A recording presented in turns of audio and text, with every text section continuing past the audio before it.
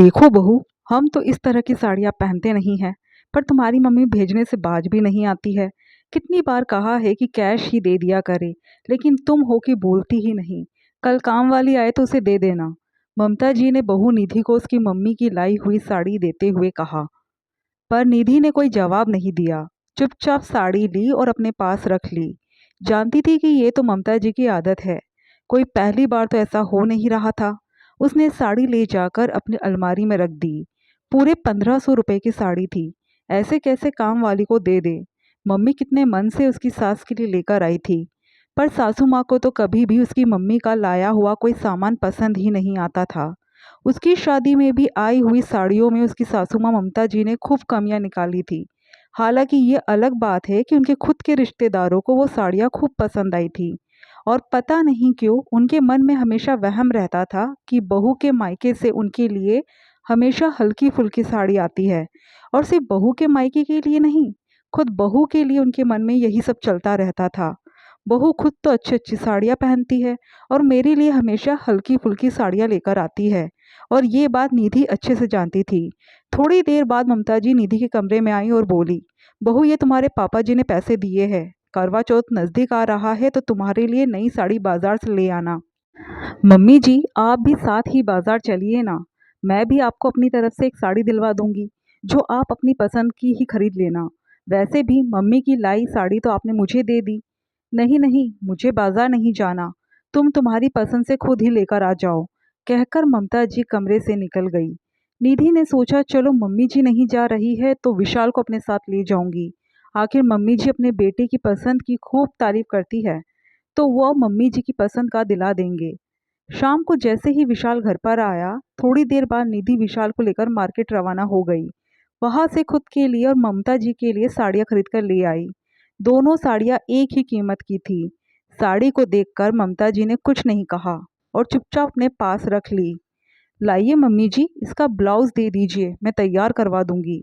अरे नहीं बहू, मैं अपना ब्लाउज खुद ही तैयार करवा लूंगी, तुम रहने दो, कहकर ममता जी ने बात को खत्म कर दिया।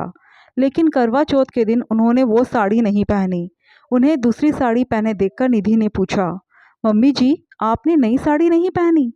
बहू मुझे ये साड़ी ज़्यादा अच्छी लग रही थी तो मैंने इसी को पहन लिया।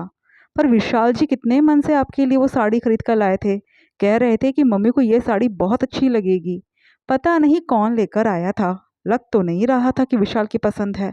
ममता जी धीरे से बुदबुदाई, लेकिन निधि को सुनाई दे गया। इनके वहम का मैं कुछ नहीं कर सकती, मन ही मन सोच निधि अपने काम में लग गई। शाम को विशाल जब घर पर आया तो ममता जी को पुरानी साड़ी में देखकर बोला, अरे मम्मी आपने नई साड़ी नहीं पहनी? अरे बेटा बस ऐसे ही, और वैसे भी वो तैयार नहीं थी इसलिए नहीं पहनी, कहकर ममता जी अपने कमरे में चली गई। इधर विशाल निधि के पास आया और बोला, निधि तुमने मम्मी की साड़ी तैयार करवा कर क्यों नहीं दी? साड़ी तो तैयार ही थी। हाँ ब्लाउज के लिए मैंने कहा था तो मम्मी जी ने कहा कि मैं तैयार करवा लूंगी, निधि ने कहा। निधि तुम्हें ध्यान रखना चाहिए था ना। देखो तुम्हारे कारण मम्मी ने त्योहार पर पुरानी साड़ी पहन रखी है। जब खुद का स्टफ तैयार करवाया था तो मम्मी का भी करवा देती, तो वो भी आज नई साड़ी पहन लेती। देखिए विशाल जी, मैंने कहा था उनसे, पर उन्होंने खुद ही मना कर दिया। और वैसे भी मेरी लाई साड़ियाँ वो पहनती कहाँ है। तुम औरतें ना वहम ज़्यादा रखती हो। इससे अच्छा तो मम्मी से पूछ लेती। और वैसे भी साड़ी मैं अपनी पसंद की लेकर आया हूँ, मम्मी मेरी लाई हुई चीज़ों को मना नहीं करती, कहकर विशाल कमरे से निकल गया। वहां से निकलकर वो सीधा अपनी मम्मी के कमरे की तरफ गया, लेकिन उसके पैर वहीं रुक गए। अंदर ममता जी अपने पति से कह रही थी, मैं तो कभी ना पहनूं बहू की लाई हुई साड़ियाँ। खुद के लिए तो देखो कितनी शानदार साड़ियाँ लेकर आती है, और मेरे लिए हल्की फुल्की सी उठाकर ले आती है। अरे पर इस बार तो विशाल को साथ लेकर गई थी ना, और मैंने सुना है ये साड़ी विशाल पसंद करके लाया है। और कहाँ से तुम्हें ये हल्की फुल्की लग रही है? अरे तुम्हें क्या पता, कभी किसी बहू या उसके मायके वालों ने सास को ढंका दिया है। और विशाल का तो नाम ले रही है ताकि मैं ये साड़ी पहन लूं। मैं तो ना पहनूं ये साड़ी। ममता जी की बातें सुनकर विशाल उल्टे पांव वापस लौट गया और आकर निधि से बोला, आइंदा मम्मी के लिए साड़ी खरीदने की जरूरत नहीं है।